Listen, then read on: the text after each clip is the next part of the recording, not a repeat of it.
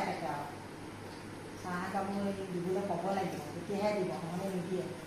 এতিয়া ভাত পানী বনাব খবৰ খা খবৰ নাই নিজে নিজে চব্জি পাতিব লাগিব ভাতো বনাব লাগিব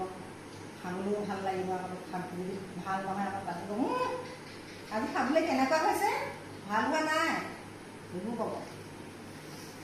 ভাল হওক বনাই যাওঁ